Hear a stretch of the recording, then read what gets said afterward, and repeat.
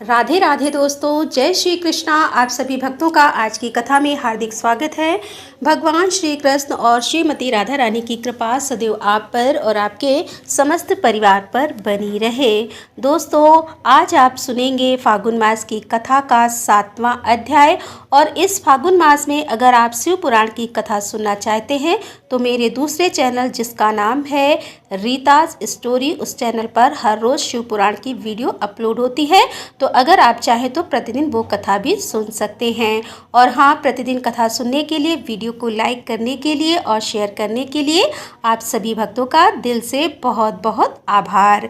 इसी प्रकार से जुड़े रहिए ताकि ये कथाएं इसी प्रकार से निर्विघ्न रूप से चलती रहें। और अब भगवान श्री हरि विष्णु का ध्यान करके आज की पावन कथा का प्रारंभ करते हैं। ऋषि जी कहते हैं कि छेड़ा हुआ सिंह, अत्यंत रोष में भरा हुआ सर्प तथा सदा कुपित रहने वाला शत्रु भी वैसा अनिष्ट नहीं कर सकता जैसा कि संयम रहित चित कर डालता है। मांस भक्षी प्राणियों तथा अजित्र मनुष्यों से लोगों को सदा भय रहता है, अतः उनके निवारण के लिए ब्रह्मा जी ने दंड का विधान किया है।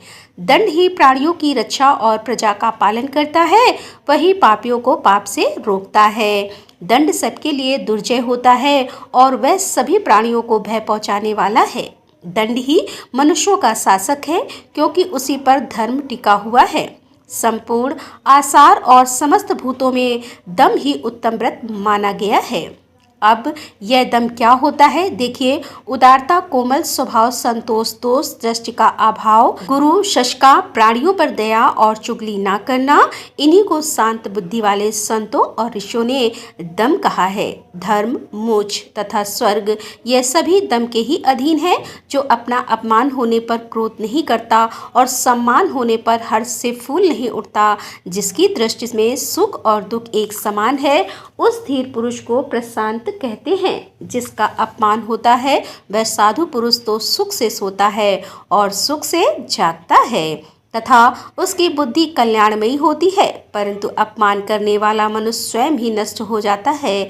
ऐसे में अपमानित पुरुष को चाहिए कि वह कभी भी अपमान करने वाले की बुराई ना सोचे और अपने धर्म पर दृष्टि रखते हुए भी दूसरों के धर्म की निंदा ना करे।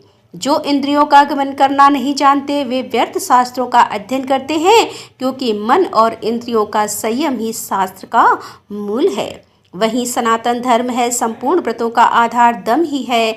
6 अंग सहित पढ़े हुए वेद भी दम से हीन पुरुष को पवित्र नहीं कर सकते।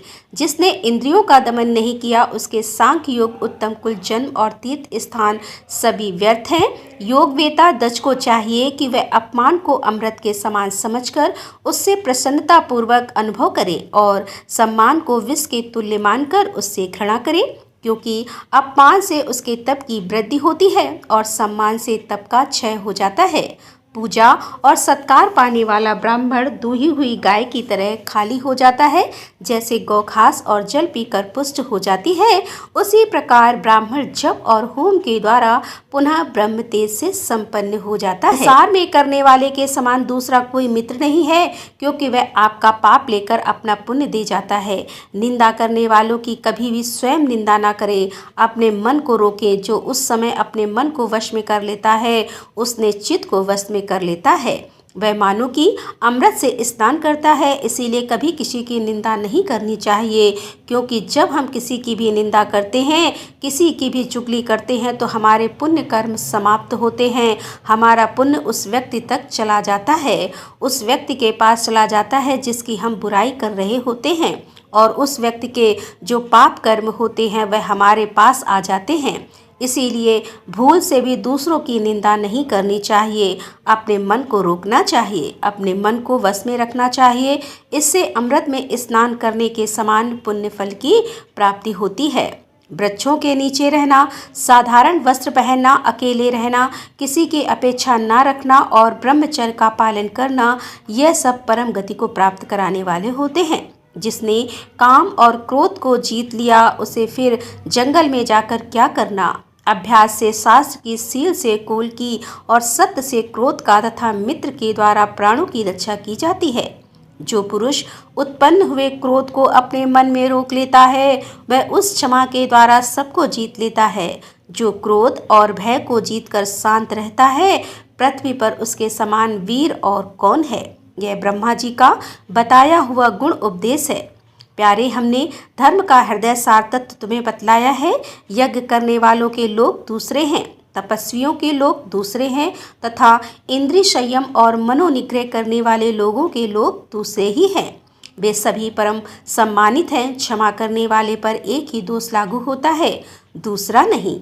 वह यह कि क्षमाशील पुरुष को लोग शक्तिहीन मान बैठते हैं, किंतु इसे दोष नहीं मानना चाहिए, क्योंकि बुद्धिमानों का बल क्षमा ही है। जो शांति अथवा क्षमा को नहीं जानता, वह ईष्ट अर्थात यज्ञ आदि और पूर्त अर्थात तालाब आदि खुदवाना दोनों के फलों से वंचित हो जाता है। क्रोधी मनुष्य जो जप होम और पूजन करता है, वह सब फूटे हुए घड़े से जल की भांति नष्ट हो जाता है। जो पुरुष प्रातःकाल उठकर प्रतिदिन इस पुण्यमय दमा घायलांग कठिनाइयों को पार कर जाता है, जो दिन सदा ही पुण्य प्रकोप होता है तथा वहाँ से कभी नहीं गिरता, धर्म का सार सुनो और सुनकर उसे धारण करो। जो बात अपने को प्रतिकूल जान पड़े, उसे दूसरों के लिए भी काम में न लाए। जो पराई स्त्री को माता के समान, पराये धन को मिट्टी के ढेले के समान और संपूर्ण भूतों को अपने आत्मा के समान जानता है, वही ज्ञानी है। जिसकी रसोई बलि वैष्णवी देव के लिए और जीवन परोपकार के लिए है, वही विद्वान है। जैसे धातुओं में स्वर्ण उत्तम है, वैसे ही परोपकार सबसे श्रेष्ठ धर्म है। वही सर्वस्व है। संपूर्ण प्राणियों के हित का ध्यान रखने वाला पुरुष अमृत प्राप्त करता है। पुलस सामने धर्म के सार तत्व का प्रतिपादन करके उनके साथ वहां से दूसरे वन में प्रवेश किया। वहां भी उन्हें एक बहुत विस्तृत जलाशय दिखाई दिया, जो पद्म और उत्पल से आच्छादित था। उस सरोवर में उतरकर उन्होंने मृणाल उखाड़े और उन्हें ढेर के ढेर किनारे पर रखकर जल से संपन्न होने वाली पुण्य क्रिया, संध्या, तर्पण आदि करने लगे। तत्पश्चात जब वे जल से बाहर निकले तो उन मृणाल को ना देखकर परस्पर इस प्रकार कहने लगे। ऋषि बोले, हम सब लोग क्षुधा से इतना कष्ट पा रहे हैं, फिर ऐसी दशा में किस पापी और क्रूर ने मृणाल को चुरा लिया। जब इस तरह कुछ भी पता न लगा, तब सबने पहले कश्यप जी बोले, जिसने मृणाल की चोरी की है, उसे सर्वस्व सब कुछ चुराने पर, धाती रखी हुई वस्तु पर जी ललचाकर और झूठी गवाही देने का पाप लगे। वह दंभपूर्वक धर्म का आचरण और राजा का सेवन करने, मद्य और मांस का सेवन करने, सदा झूठ बोलने, सूद से जीविका चलाने और रुपया लेकर लकड़ी बेचने के पाप का भागी हो। वशिष्ठ जी ने कहा कि जिसने उन मृणाल को चुराया हो, उसे ऋतुकाल के बिना ही मैथुन करने, दिन में सोने, एक दूसरे के यहाँ जाकर अतिथि बनने, जिस गांव में एक ही कुआं हो वहाँ निवास करने, ब्राह्मण होकर शूद्र जाति की स्त्री से संबंध रखने का पाप लगे और ऐसे लोगों को जिन लोकों में जाना पड़ता है, वहीं पर वह भी जाए।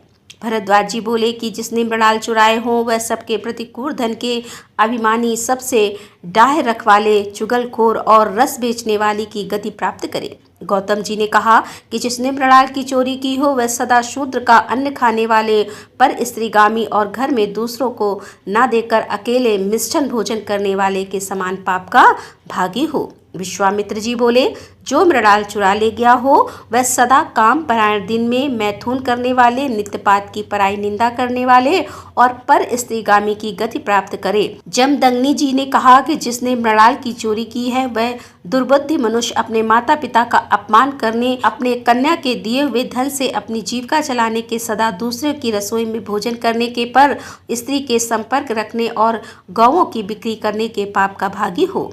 पराशर जी बोले, जिसने मृणाल चुराए हो, वह दूसरों का दास एवं जन्म जन्म क्रोधी हो तथा सब प्रकार के धर्म कर्मों से हीन हो। सुनासक ने कहा कि जिसने मृणाल की चोरी की हो, वह न्यायपूर्वक वेदा अध्ययन करे, अतिथियों में प्रीति रखने वाला गृहस्थ हो, सदा सत्य बोले, विधिवत अग्निहोत्र करे, प्रतिदिन करे और अंतर्ग्रह ब्रह्मलोक को जाए, अर्थात अंत समय में ब्रह्मलोक को जाए। तब ऋषियों ने कहा कि हे सुना सक, तुमने जो शपथ की है वह तो अभिष्ट है, अतः तुमने हम सबके मृणाल की चोरी की है। तब सुनासक बोले, ब्राह्मण, मैंने ही आप लोगों के मुँह से धर्म सुनने की इच्छा से यह मृणाल छुपा दिए थे। मुझे आप लोग इंद्र ही समझे। हे मुनिवर, आपने लोभ के परित्याग से अच्छे लोगों पर विजय पाई। अतः इस विमान पर बैठिए, अब हम लोग स्वर्ग को चले। तब महर्षियों ने इंद्र को पहचान कर उनसे इस प्रकार कहा। ऋषि बोले, हे देवराज, जो मनुष्य यहाँ आकर मध्यम पुष्कर में स्नान करे और 3 रात तक यहाँ उपवास पूर्वक वास करे, उसे अच्छे फल की प्राप्ति होती है। वनवासी महर्षियों के लिए जो 12 वर्षों की यज्ञ दीक्षा बताई गई है, उसका पूरा पूरा फल उस मनुष्य को भी मिल जाता है। उसकी कभी दुर्गति नहीं होती। वह सदा अपने कुल वालों के साथ आनंद का अनुभव करता है तथा ब्रह्मलोक में जाकर ब्रह्मा जी के 1 दिन तथा अर्थात कल्प भर वहाँ निवास करता है। राधे राधे, जय श्री कृष्णा। आज की कथा का यहीं पर समापन करती हूँ। इसके आगे का वृतांत आप कल की कथा में सुनेंगे। दोस्तों, मिलते हैं इसके आगे की कथा लेकर। तब तक के लिए राधे राधे, जय श्री कृष्णा, हर हर महादेव, जय भोलेनाथ।